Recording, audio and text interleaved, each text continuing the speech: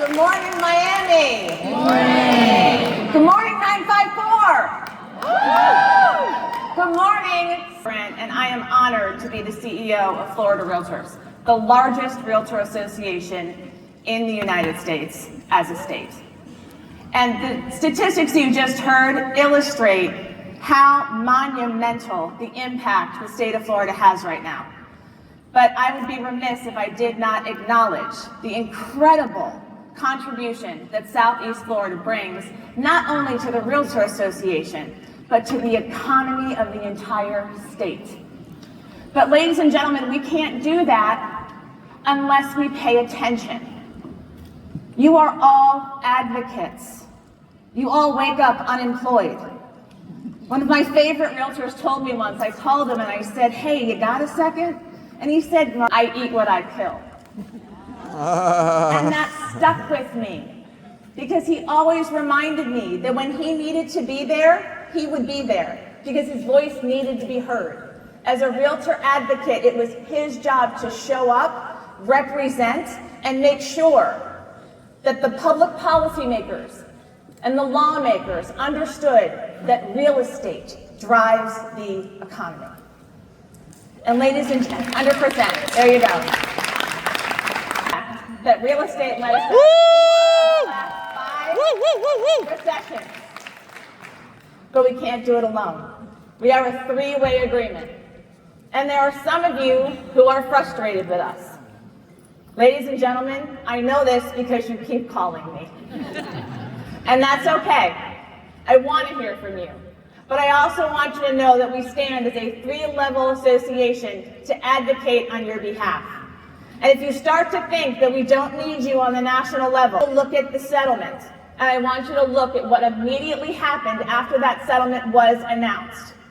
The National Association of Realtors went to the VA and said, this settlement just accidentally may have deprived veteran home buyers the right to have a professional represent them in the transaction.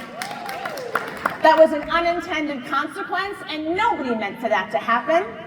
And because of your voice and your advocacy, we had immediate access to the VA decision makers.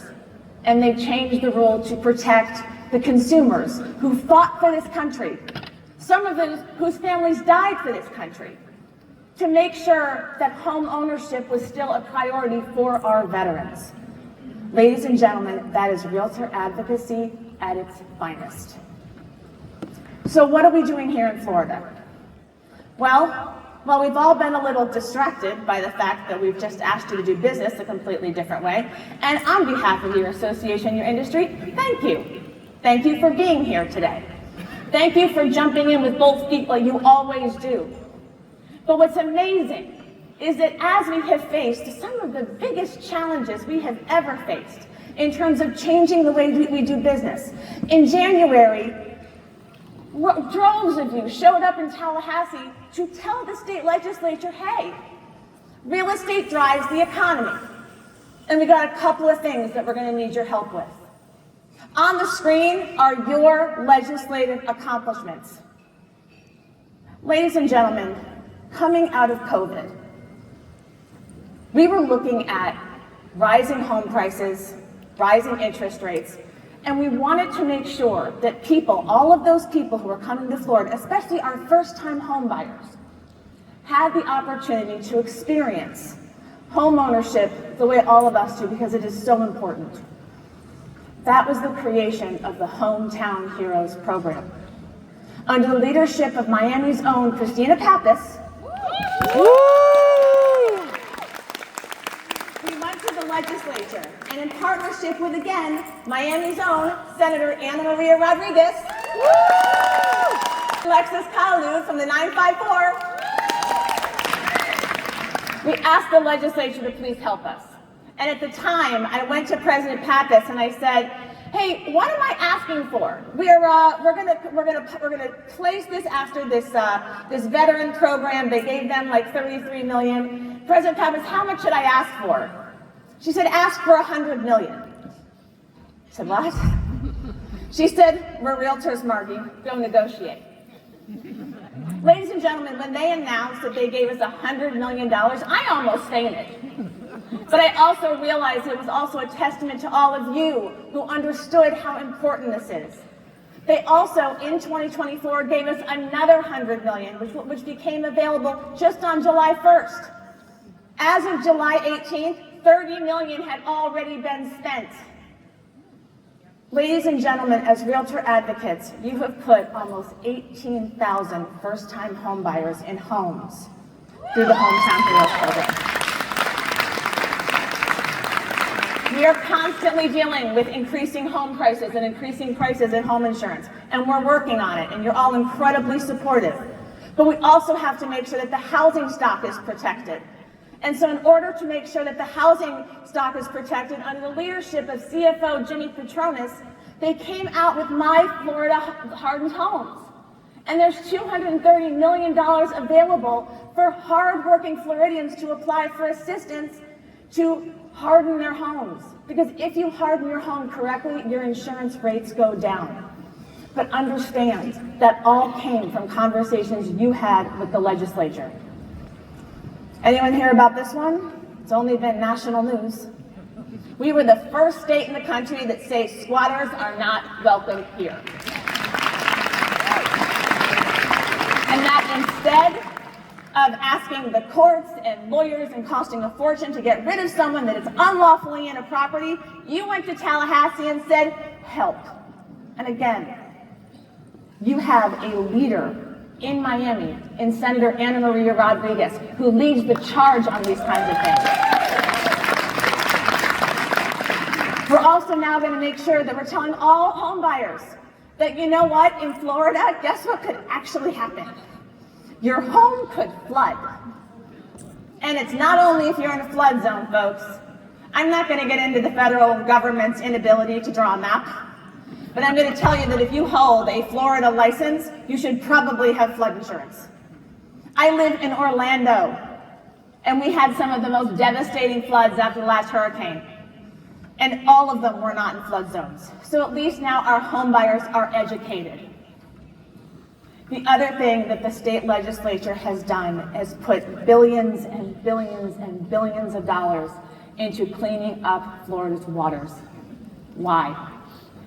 Ladies and gentlemen, the 954, President Eric Sane, said, people do not come to Florida to see the mountains. They come to enjoy our beaches, our lakes, and our streams. From one end of this beautiful state to the other, we have to make sure that we are cleaning up our Florida waters. And to any of you who have participated and put your money where your mouth was in the Florida Realtors Clean Up Florida Waters, thank you. Because you are showing your communities that we matter. You are all so key to your communities on the state and local level, and I appreciate every single day that you show up.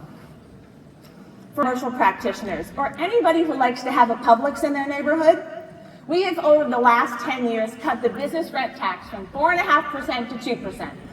It has been declining since Rick Scott was governor. Now, people may say, is that really making a difference? Yes.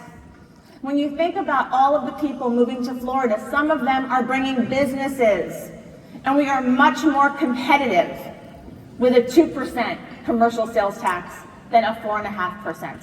And we will not stop until that too is a zero. So any of you who are looking at your calendars for 2025, come on to Tallahassee. Come to Great American Realtor Days and help us send this message. We have made so much progress, but we're not done yet. How? How have we done all of this? How have we convinced the state legislature that housing matters, that private property rights matter? We have done it through a program called RPAC. And in 2024 alone, we have raised $5 million statewide. But ladies and gentlemen, $5 million statewide. Let's talk about Southeast Florida. 1.49 million. With a 47% participation rate. Ladies and gentlemen, the entire country is looking at you and saying, how are they doing this? They're doing this because you're paying attention. They're doing this because of your local leadership. You're doing this because you understand that housing matters. So if you have not invested in RPAC, or if you've only made a small investment, I would encourage you to look at the achievements and help us continue to make this happen. There are QR codes on your table. Consider a small investment in your profession. I have a colleague in Tallahassee. He's my gray-haired friend named Trey Goldman. Whenever I need credibility occasionally, I bring him with me, so I've got the tall gray-haired guy and the loudmouth Irish lawyer, recovering lawyer. But understand, he always says to me, Margie, if you're not at the table where the decisions are being made, you're on the menu. Wow. That is why RPAC matters. Wow. So I invite all of you to continue to interact with us, to continue to participate in your profession, and to understand that your participation and your voice locally, at the state level and nationally, matters. And there is every way possible for you to get involved. We are all now living in an information at the speed of now era. And with information at the speed of now, you can have a voice. If you get a legislative alert from the Miami Association, hit the share button and put it on social media. If you get a legislative or a call for action from Florida Realtors, hit the share button and put it on social media. Information at the speed of now. Ladies and gentlemen, I sometimes measure where we are by the perspective of my 3 children. I now have 3 voters. And each one of them, my 2 youngest will vote in their first election this coming November. And I will share with you that the conversations they have with me and they understand are fabulous. But without your advocacy, their lives would be very different. On behalf of Florida Realtors, thank you for your partnership.